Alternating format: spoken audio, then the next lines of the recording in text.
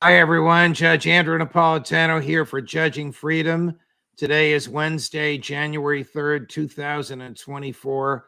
Our guest is Professor David Beito, Emeritus Professor of History at the University of Alabama and a senior fellow at the Independent Institute. David and I have been friends for a number of years. The professor is an expert on, among other things, American history.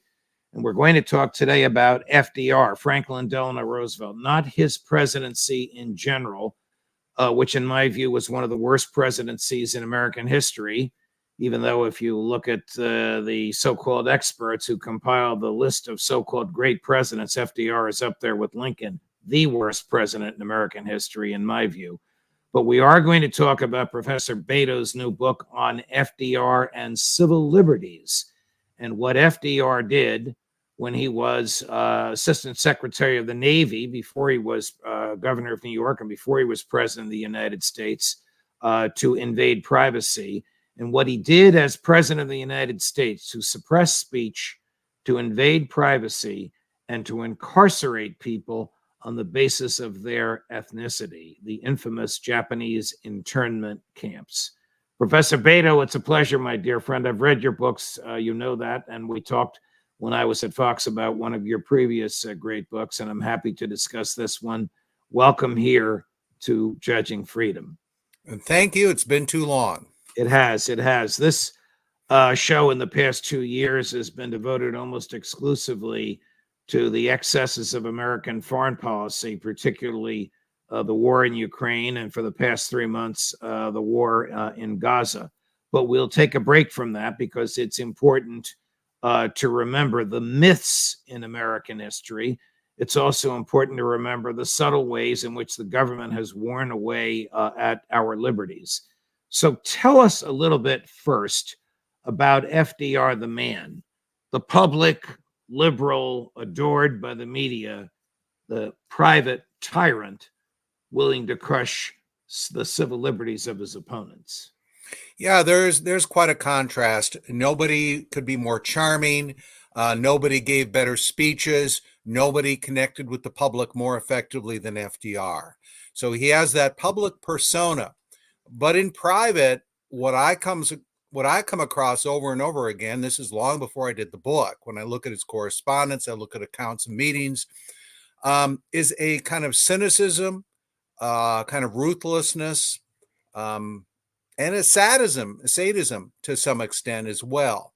If you look at his private persona, Trump is somebody who will just burst out and say what he thinks, outrageous very often, repulsive very often, but he'll just sort of say it. FDR would say similar things, but he would be very careful. When he attacked opponents publicly, it was with humor.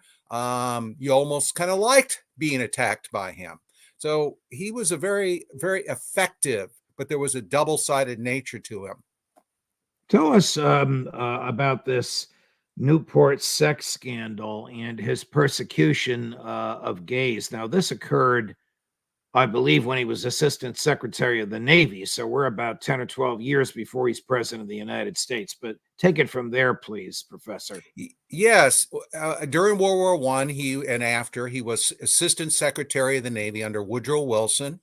He was appointed by the Secretary to head an investigation of the Newport naval base of possible homosexuality in the Navy. And this came to be called the Newport Sex Squad. And they used methods such as entrapment. They would hold people without charges for long periods of time, intimidation, and he went all for it. FDR was a progressive. FDR, as a progressive, believed that the end was all important, that you didn't worry so much about constitutional procedure. That is a consistent thread. You didn't worry too much about due process. You tried to achieve the just end. In this case, it was rooting out homosexuality in the Navy. Now, you'd think that that would be popular at the time because most people would have agreed with that in theory. Well, yeah, I think that's true. But his methods were so over the top, so extreme, that they were subject to several investigations, including one by the U.S. Senate, which called him in as a witness in 1921 and condemned him. And a lot of people thought his career was over with once the Senate issued its report. Its headline news in the New York Times. People blamed FDR, and a lot of people thought his career was over with. Now, only a couple weeks after that Senate report, FDR had his bout with polio starting, and he was able to make a recovery, a political recovery. And, possibly some of that was sympathy for him, and I think justified sympathy, because FDR did face that problem very courageously. Let me interrupt but you. It's interesting, the timing on that.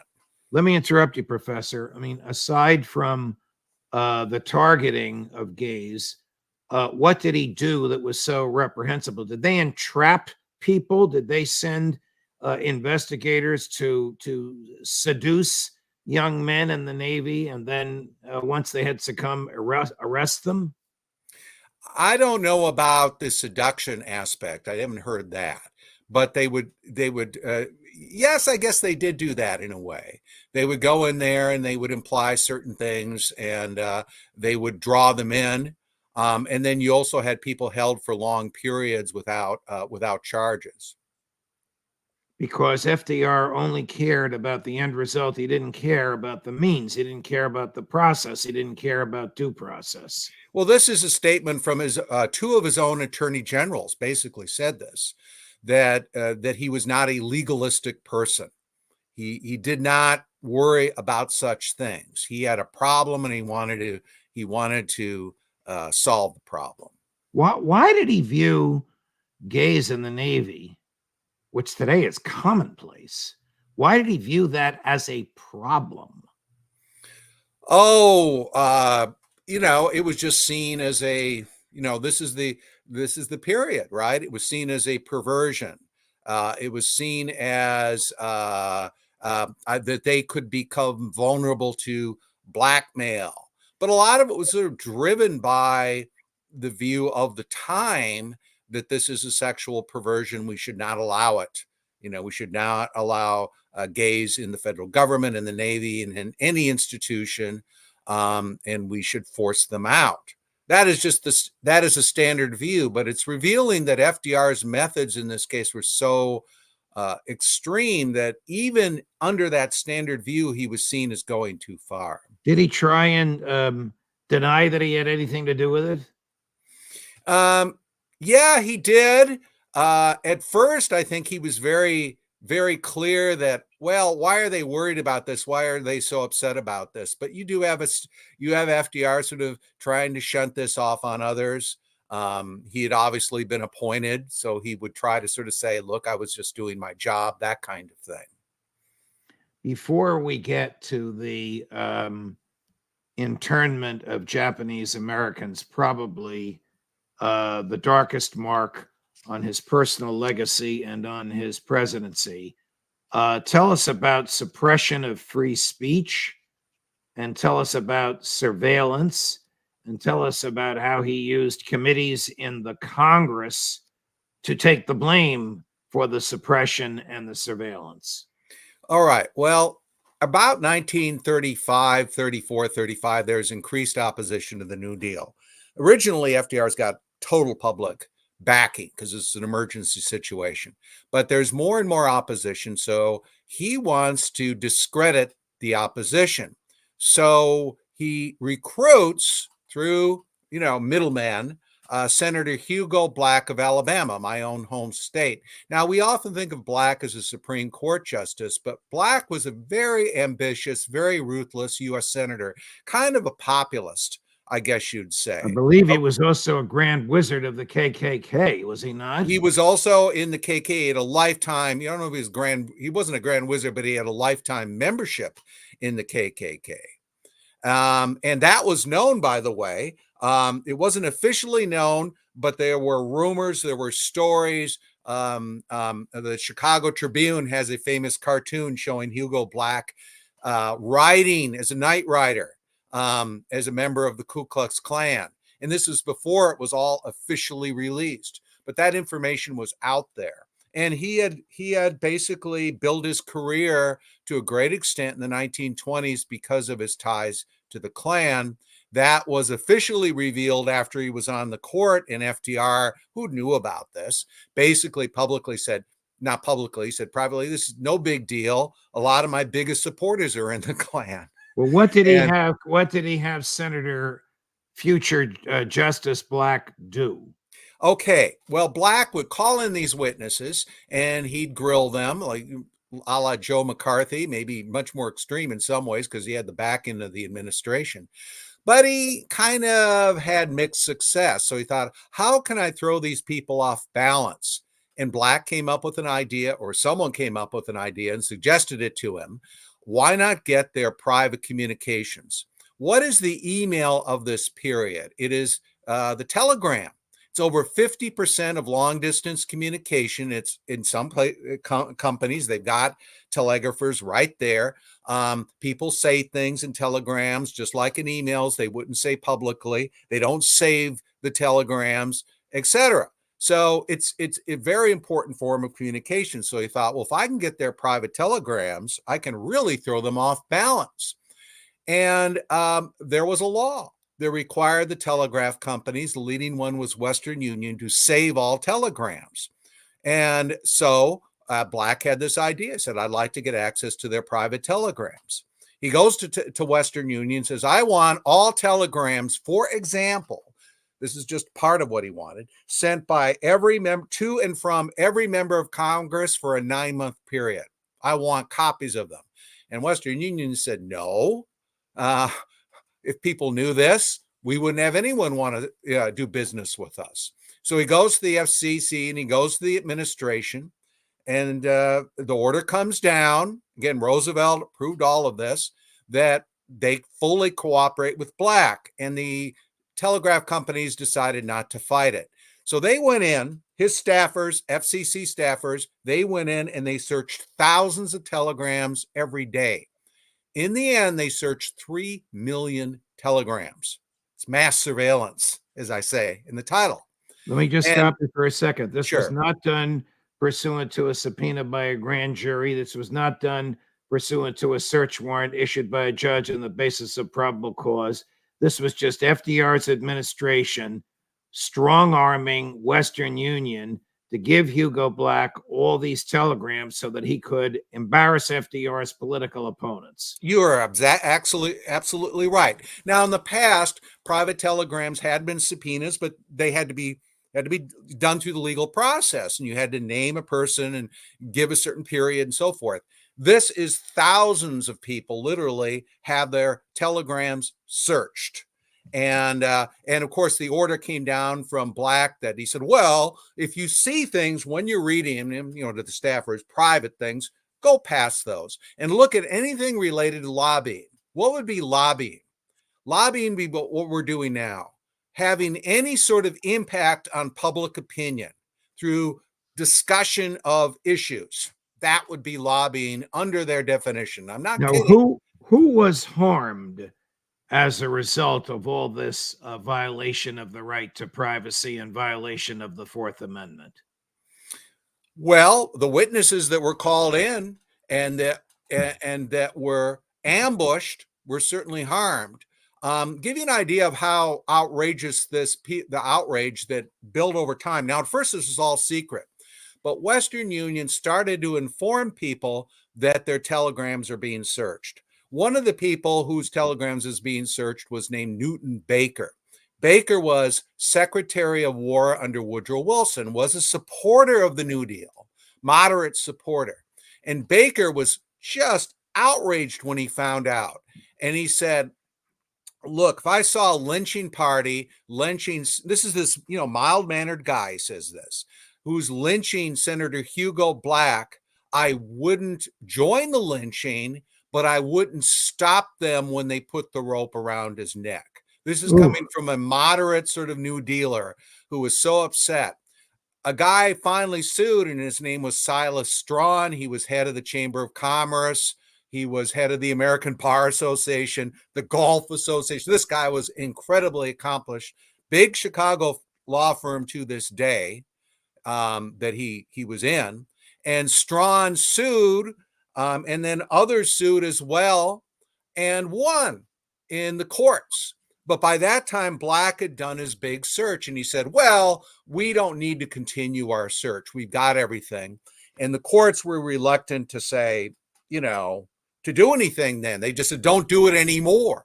And as a result of this, there was legal precedent, which was very valuable, which meant later congressional committees could not do this, could not tap phone calls and that kind of thing. I don't know what they're doing now, but they couldn't do this kind of thing for a long time because of these precedents. And that would include, the House Committee on Un-American Activities, the McCarthy Committee. So imagine the damage they would have done if they would have had this kind of same power. Take us to the internment of Japanese Americans, how it happened, who supported it, who tried to wash his hands of it. Well, this is a story. Everybody condemns FDR now for his role in Japanese internment. But if you look at history textbooks, what they tend to do is mitigate blame. They'll say, well, this is a hysteria. This was an emergency period. They'll point to polls that really were taken after the internment was a fait accompli, saying Americans overwhelmingly supported this, et cetera, et cetera. And FDR really had to do it. And he was distracted. That's another big one. He had so many other things to worry about. This is not true. The internment did not occur until 2 months after Pearl Harbor.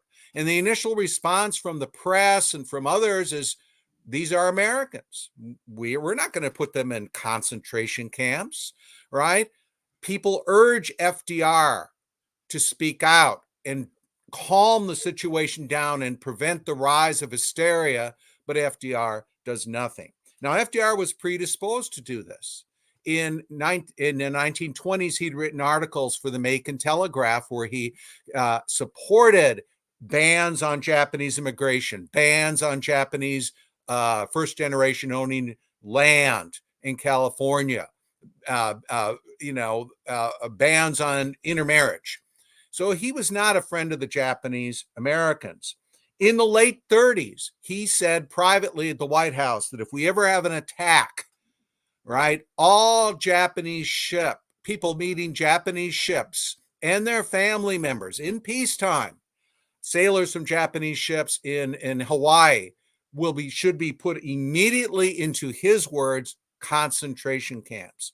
But now, I've got pushback. People said, why do you call it concentration camps? Hang on a minute, Professor. These people that he put into American concentration camps were as American as he was. Exactly. You're talking about U.S. citizens. This is somebody criticized. This is Senator Black, when he was on the Supreme Court, wrote the opinion endorsing Japanese internment, and it was signed by Felix Frankfurter.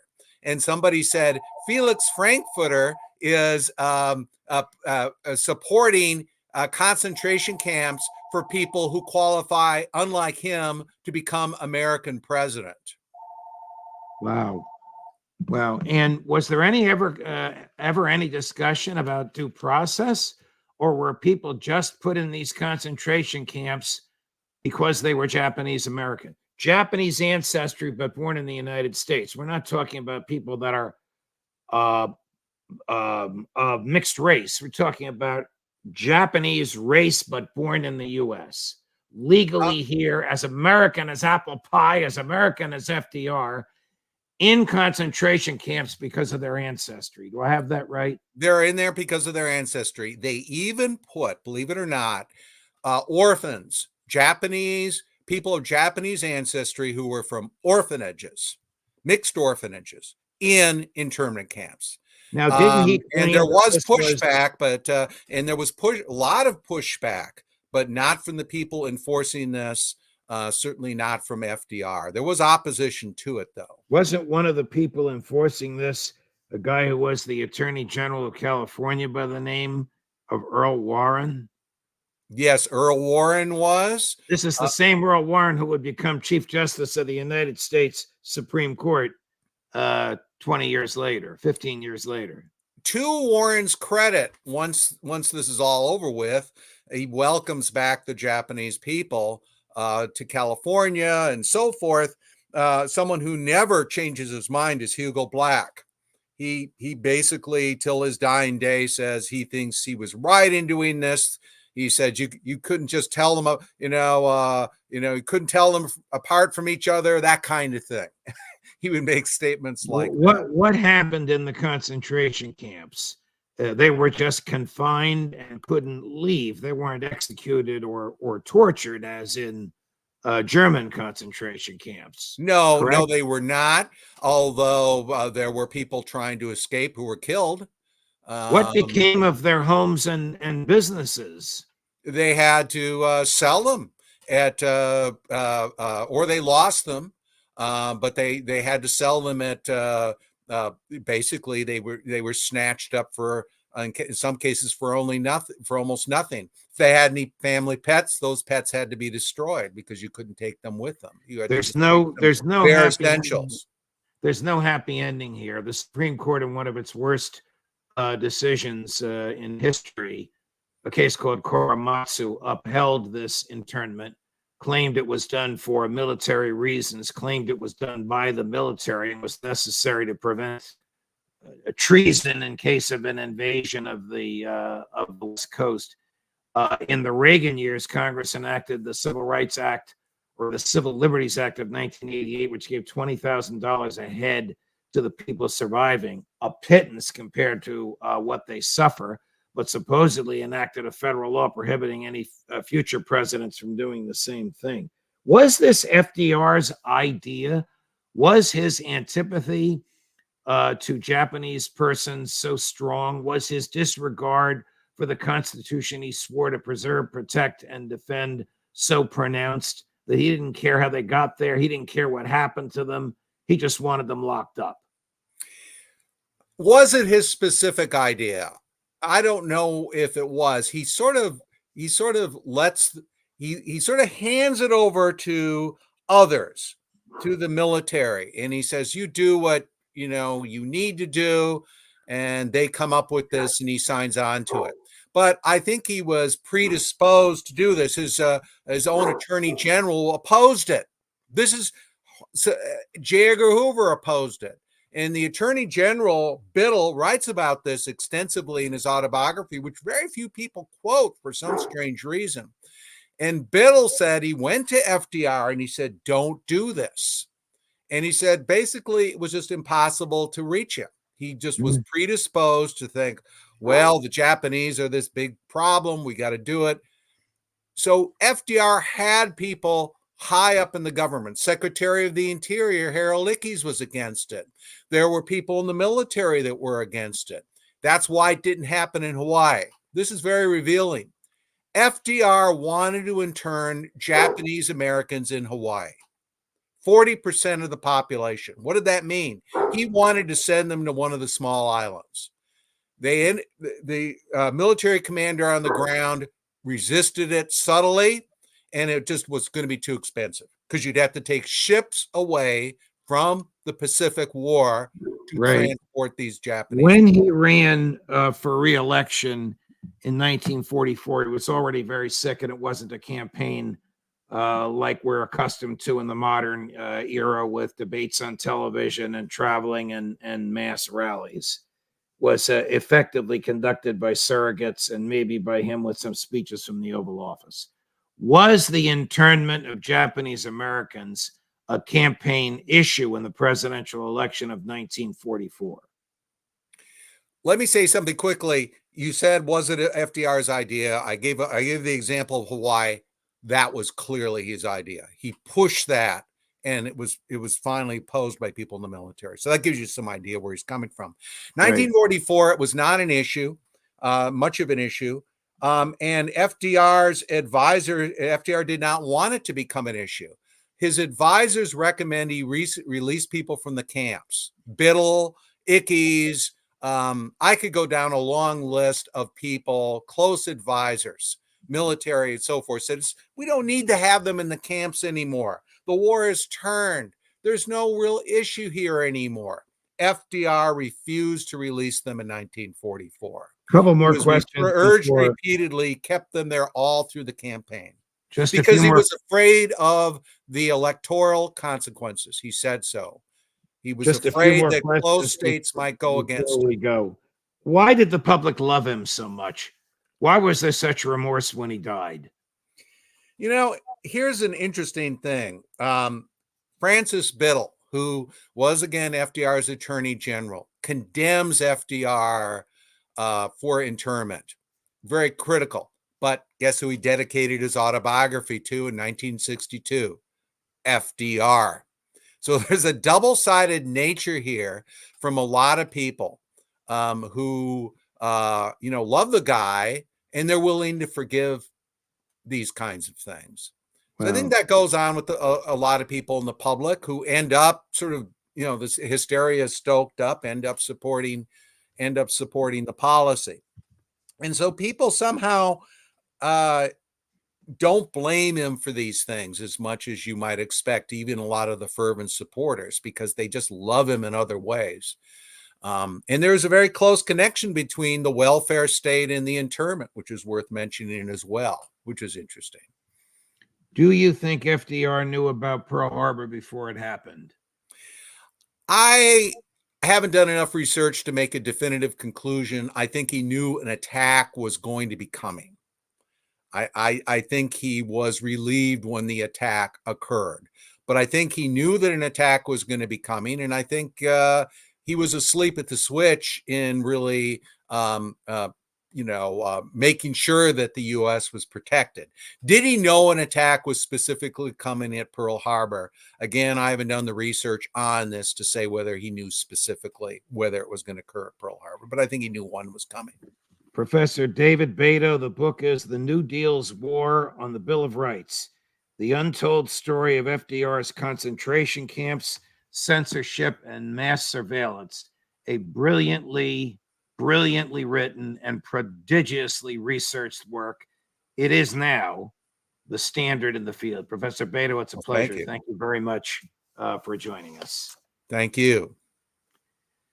Coming up later today at 2 o'clock Eastern, Colonel Douglas McGregor. At 3 o'clock, Phil Giraldi. At 4 o'clock, Max Blumenthal. Judge Napolitano for Judging Freedom.